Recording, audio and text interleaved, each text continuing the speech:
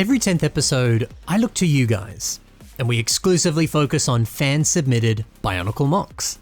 And you guys are pretty talented. So there's a lot of good MOCs today that are gonna blow your mind. Has your MOC made it onto the show? Well, there's only one way to find out. Let's begin. First up, Relos by Mr. Timely Manor. This creation is huge! But what's really impressive is how well it can pose. It's fairly common to see a lot of large creations that just can't support their own weight. And that makes sense, right? The bigger you get, the more pieces there are, it's gonna get a little heavy. So it's a lot easier to build a very static model that doesn't move when it's big. But I mean, look at this. It seems to have no problems with balancing itself, or with assuming quite dramatic poses. Poses that, really shift the weight and require a lot of flexibility. Even just the fact that Relos can cross his arms, like we see in this picture. That's very impressive. There's official Bionicle and Hero Factory sets that can't even do that. There's a lot to marvel at in this very poseable, very pretty MOC. The head design is so menacing. Sharp angles and spikes everywhere. It's hardcore. And then we have a big sea of teeth inside the belly.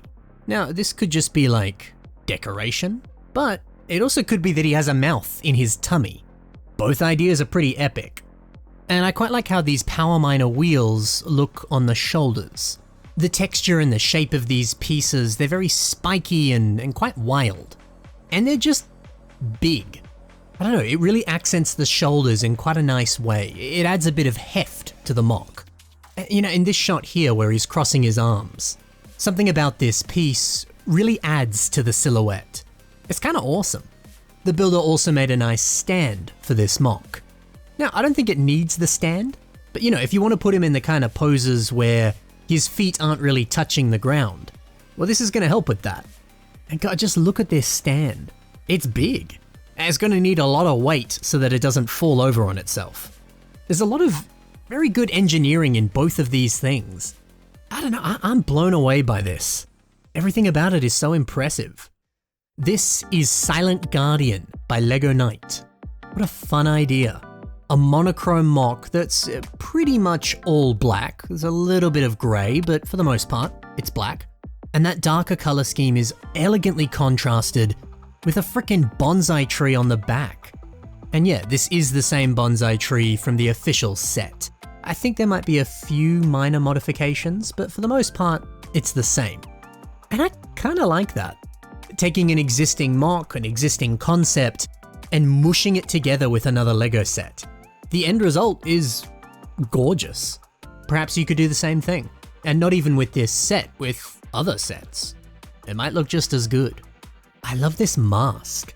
It's not really a conventional mask, it's actually armor from Takanuva Stars. It was on his torso. But when you look at it, it does kind of resemble a mask. This sort of gap right here could be the eyes. The bit down the bottom could be teeth or pincers. It works quite well. And I just love a good character that has 4 arms. It always looks good. This is wonderful. Number 3. This is Great Shadow Hunter by Josie. You see, I see stuff like this and I just pine for those cancelled Bionicle dinosaurs that we were supposed to get if Bionicle G1 continued. But sadly, that's not gonna happen. But hey, we can just build it ourselves. And look at this. This is a brilliant dinosaur. Yet once again, it's nice and poseable, which is so good to see. You'll notice this piston on the leg, and that really helps it to bend down. It adds in a lot of structural support. And now that I look at this, the color scheme, dark tan, dark orange, dark gray, and the tiniest little bit of red. Not just on the eye, on the bottom of the face. Maybe some nice pops of green or, yellow might look pretty good, but I really like the muted colors of this MOC. It just feels more appropriate for a dinosaur, doesn't it? You don't always need bright colors for a MOC to look really good. And check out this tail. I've always liked that doubled up CCBS kind of string like this. We've seen it in a few Hero Factory sets, and not only is it sturdy, but it looks good. surprised more people don't play around with this rather simple technique. It's simple, but very effective. The little system highlights on the head also look magnificent. Wonderful work. Over to Anubis Comet by Gloop Glorb. This has got some very clean armor. Got a lot of system pieces like slopes, tiles, nexo tiles, and just all kinds of goodies. And the end result is quite impressive. It kind of looks like a Gundam, you know? I like what's going on the torso. Getting a few of these crowbar pieces together is quite nice. When they're in such close proximity like this, they barely look like crowbars. Instead, it just looks like some really nice angled armor. It's quite transformative, isn't it? You can barely tell that was originally a crowbar. There's always a very special place in my heart for a very system-heavy mech like this. Our final creation today is by the Cardis Dragon, and this is Toa Hanzai. This is a nice Toa, and look at all of these custom elements. A beautiful mask, some pretty sweet torso armor, and a sick sword. There's like a whole online community of people making digital MOCs that include a lot of these gorgeous custom elements. And I don't know, I just wanted to include one of them because what those people do is incredible. It's so nice to see all of these really creative and fun ideas for brand new pieces. So get creative, and get creative in a different way. Go design some cool digital new pieces. I don't know, I think that's great. One of the coolest things about new Bionicle sets was always the new pieces. So sometimes not getting any is, I don't know, it can kind of suck some of your inspiration away.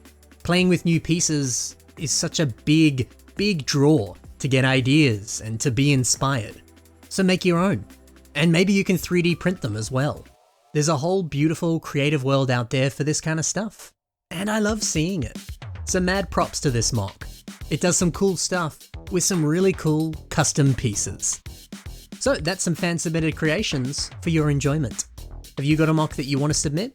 You can do so through the email that's on your screen right now and in the description below. Also in the description below is links to everyone's social media. So if you want to see more from these builders, that's how you can. Thanks for watching everyone, happy building, and bye for now.